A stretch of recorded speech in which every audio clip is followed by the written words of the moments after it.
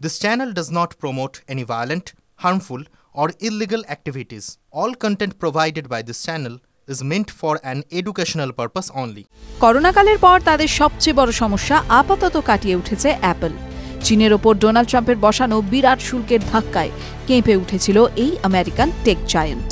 তবে শুক্রবার রাতে মার্কিন প্রেসিডেন্ট ঘোষণা করেছেন যে তারা ইলেকট্রনিক জিনিসের ওপর কোনো রকম কর নেবে না।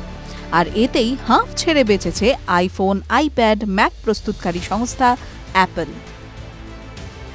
এভারকোরের senior managing director Amit Dariyanani বলেছেন, এটা অ্যাপলের জন্য একটা দারুণ খবর।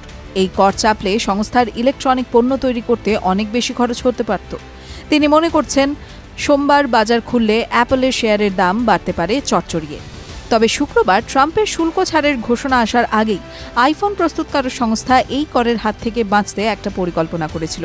তারা সিদ্ধান্ত নিয়েছিল যে ভারতে তৈরি আইফোন এবার তারা আমেরিকায় আমদানি করবে। ভারতে তৈরি আইফোন ইউরোপের বাজারে রপ্তানি করে অ্যাপল। অন্যদিকে চীনে তৈরি আইফোন চলে যায় আমেরিকায়।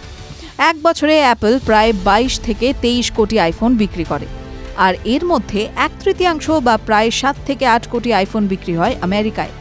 অন্যদিকে ভারতে আইফোন প্রস্তুতকারী ফ্যাক্টরিগুলো সারা বছরে সম্মিলিতভাবে 3 কোটি ফোন তৈরি করতে পারে।